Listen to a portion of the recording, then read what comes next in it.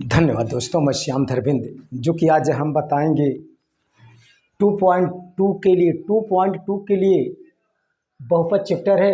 बहुपद शून्यांक गुणांकों में संबंध जो कि है उनका परिचय बताएंगे, उसके बाद 2.2 स्टार्ट करेंगे।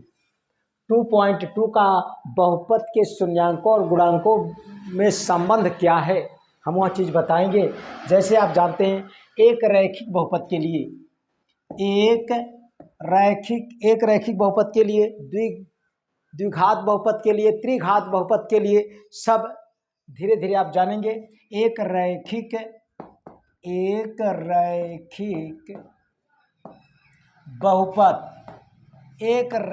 बहुपत px बराबर, यदि मान लिया जाए px बराबर ax प्लस b।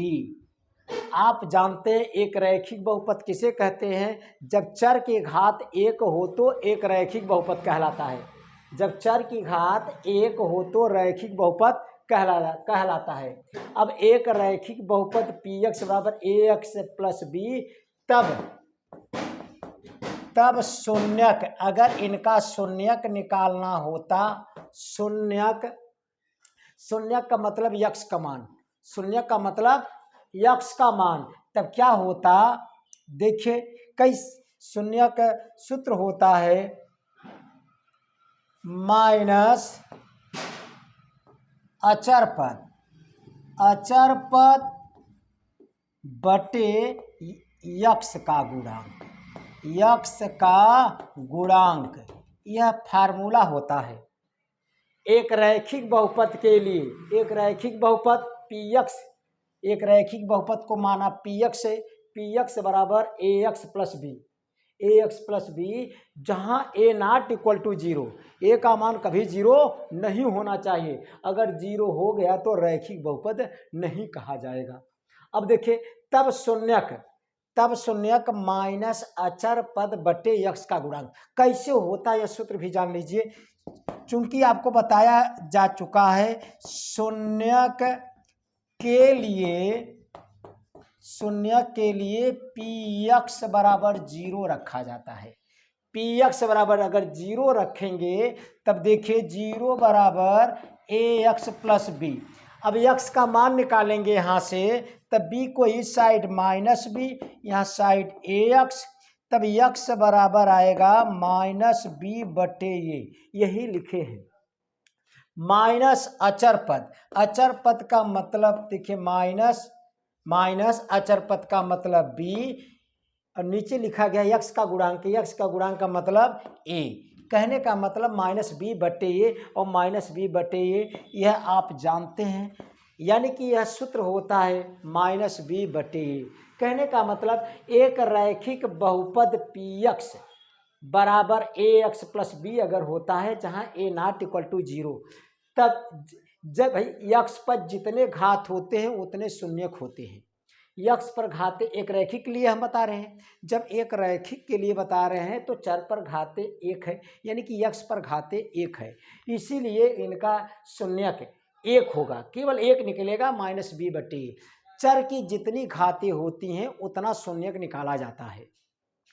अब देखिए, यानी कि आपको यह भली भांति याद होना चाहिए, एक रैखिक बहुपद px बराबर ax प्लस बी, तब शून्यक इनका कितना होगा? माइनस अचर पद बटे यक्ष का गुणांक। अचर पद का मतलब कि बिना यक्ष वाला, माइनस अपने जगह है, अचर पद का मतलब b, यक्ष का गुणांक का मतलब a। और कैसे निकलता है, कक्षा 9th में यह बताया जाता है। क्योंकि शून्यक के लिए px बराबर 0 रखते हैं, यह सिस्टम 0 अगर आप रखेंगे यहाँ, तब 0 बराबर ax प्लस बी होगा। अगर यक्ष का मान निकालेंगे तो आएगा माइनस बी बटे, और यक्ष का मान है माइनस बी बटे। यक्ष के मान को ही शून्यक कहा जाता है। ये तो हुआ एक रैखिक बहुपद के लिए। अब देखिए, द्विघात बहुपद के लिए क्या होता है भाई, हम इस समय बता रहे हैं आपको बहुपद के शून्याङ्कों और गुणांकों में संबंध का मतलब रिश्ता। क्या रिश्ता है भाई? बहुपद के जो शून्याङ्क हैं और गुणांकों में क्या रिश्ता है। अब द्विघात के लिए द्विघात बहुपद के लिए देखिए द्विघात बहुपद के लिए द्विघात बहुपद के लिए हम निकाल रहे हैं। अगर हम मान लिया बहुपद px बराबर दिया गया है कितना भाई, ax स्क्वायर धन bx धन c, जहाँ a नॉट इक्वल टू 0। अगर a का मान अगर 0 हो जाएगा तो द्विघात वाला सेवा समाप्त हो जाएगा। कहने का मतलब तब द्विघात बहुपद नहीं कहा जाएगा। यहाँ आप लिख सकते हैं a नॉट इक्वल टू 0। यानी कि द्विघात बहुपद के लिए भाई मान लिया px बराबर ax स्क्वायर धन bx धन c। अब देखिए तब इनके बीच में इनके कितने शून्यांक होंगे, कितने शून्यांक होंगे 2। यक्ष के कितने मान होंगे 2। यक्ष के जय घात होता है तय शून्यांक होता है। शून्यांक को यानी कि यक्ष का मान होता है। शून्यांक को अल्फा बीटा से भी दर्शाया जाता है। अब देखिए द्विघात बहुपद के लिए px बराबर इतना, जिनके शून्यांक जिनके शून्यांक हमने मान लिया, जिनके शून्यांक यदि अल्फा बीटा हो तो, अगर इनके शून्यांक अल्फा बीटा हो तो क्या होता है, शून्यांकों का योगफल हो तो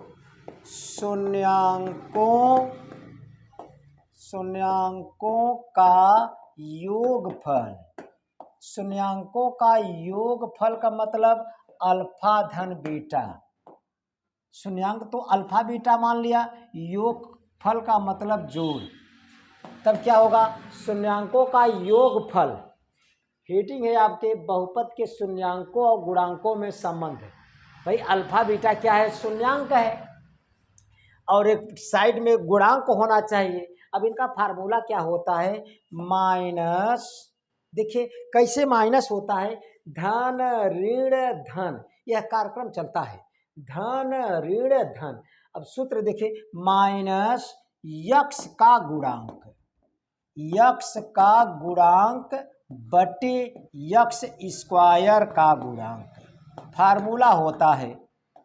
अब देखिए माइनस यक्स का गुणांक का मतलब b, यक्स स्क्वायर का गुणांक का मतलब a। अब देखिए b कैसे आया है, हमने कहा ना भाई धन ऋण धन। देखिए b के आगे ऋण आ रहा है इसीलिए ऋण लिखा गया है। यहाँ पर सूत्र बना है ऐसे, शून्यांकों का योगफल बराबर माइनस यक्स का गुणांक बटे यक्स स्क्वायर का गुणांक। अब देखिए शून्यांकों का गुणनफल, शून्यांकों का गुणनफल क्या होता है भाई, फार्मूला शून्यांकों का गुणनफल, शून्यांक तो अल्फा बीटा माने हैं, इन्हीं का गुणनफल। गुणा का मतलब देखिए इंटू का निशान दिया अल्फा बीटा के बीच में, यानी कि शून्यांकों का गुणनफल निकाल रहे हैं। क्या होता है फार्मूला, अचर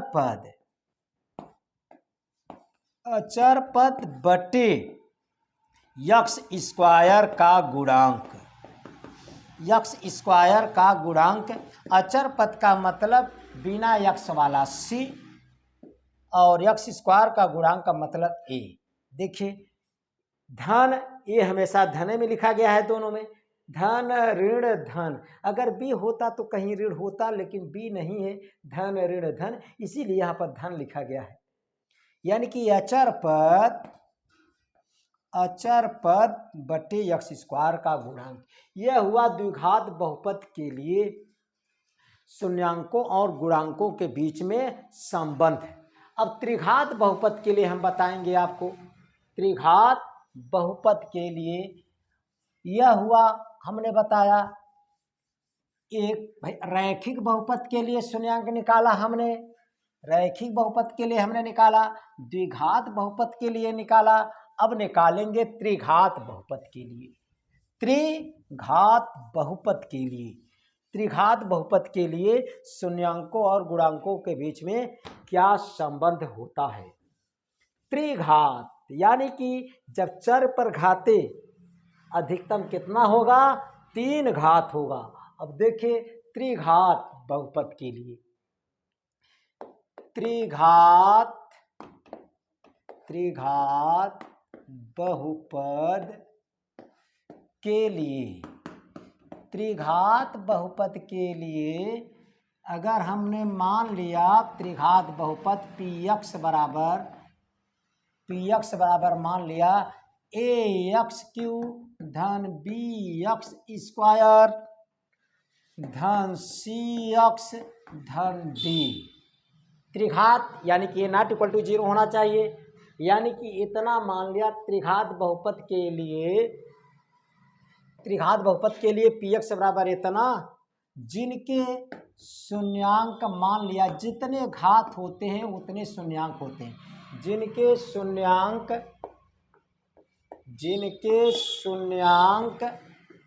अल्फा बीटा गामा हो तो इनके शून्यांक मान लिया क्या है, अल्फा बीटा गामा हो तो। अब देखिए क्या निकालेंगे, जय घात तय शून्यांक, शून्यांक का मतलब यक्ष का मान, जय घात तय शून्यांक होता है, इसीलिए अल्फा बीटा गामा माना गया है।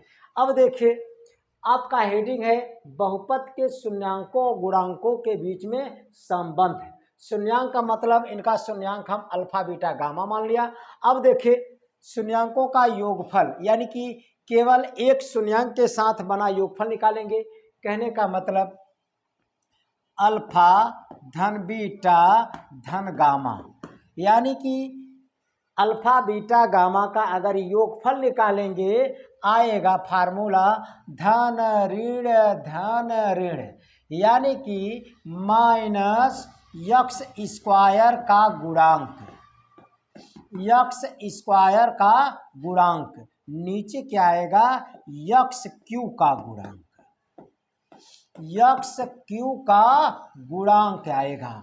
अब देखिए माइनस आया है भाई, यक्स स्क्वायर का गुणांक कितना है b, यक्स क्यू का गुणांक कितना है a।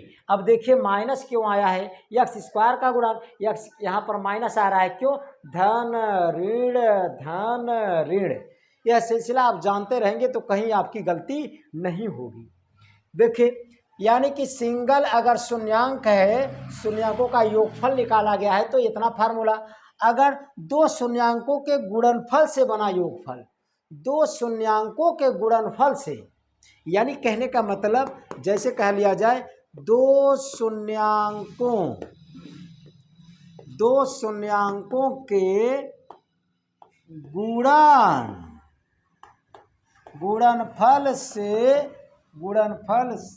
गुणनफल के, यानी कि दो शून्यांकों को गुणनफल से बने योगफल।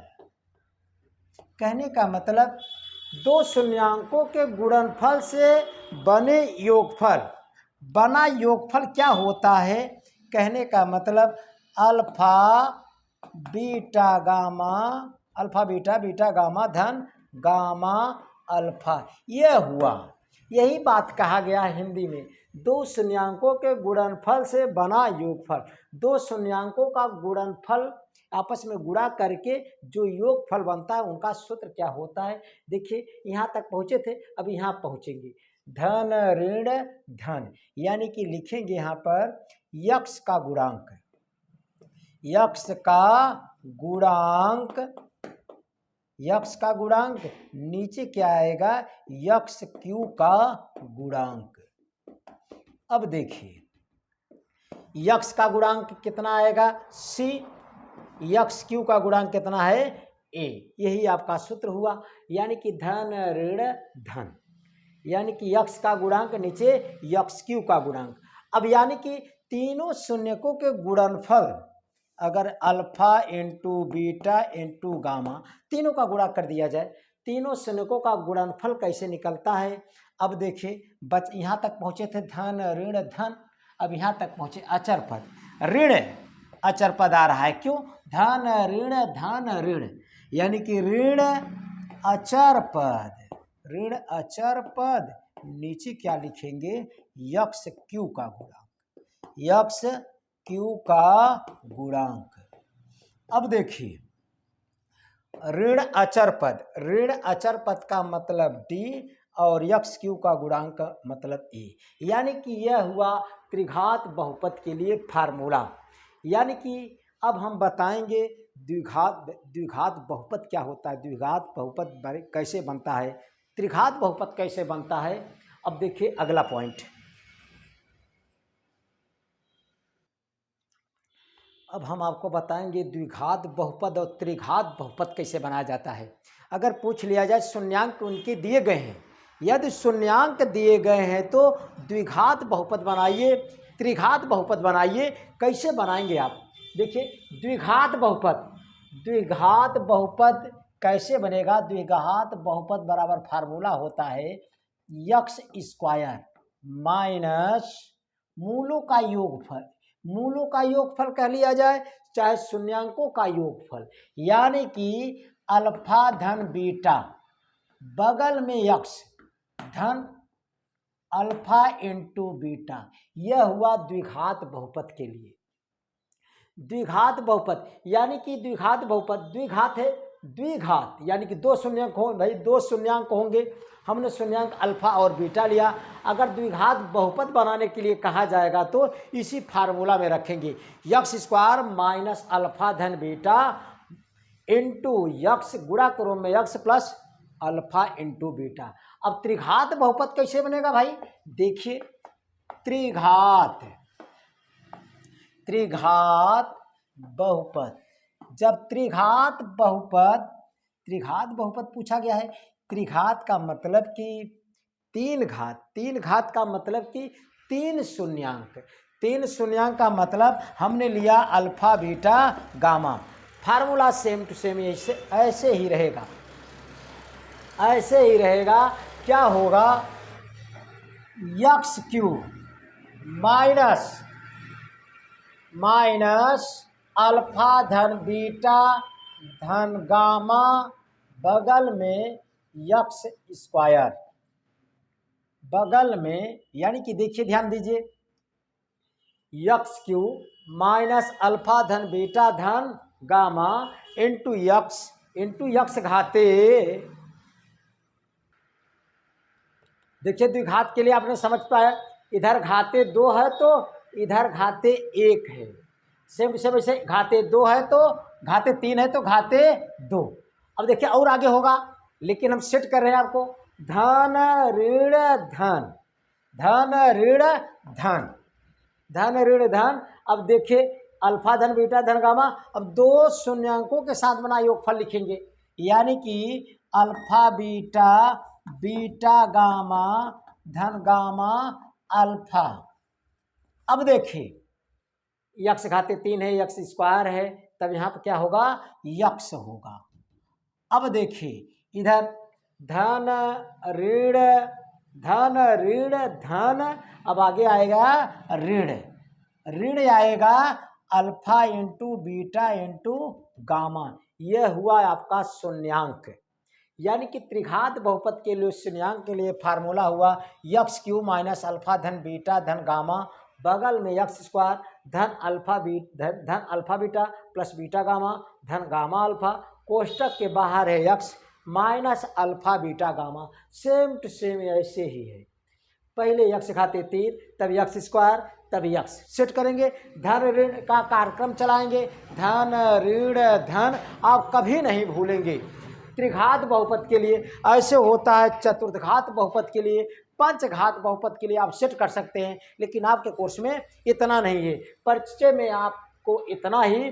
अब 2.2 के लिए आप निश्चित रूप से जुड़े रहे, चैनल को अगर सब्सक्राइब न किए हो तो ज़रूर सब्सक्राइब कीजिए। धन्यवाद दोस्तों।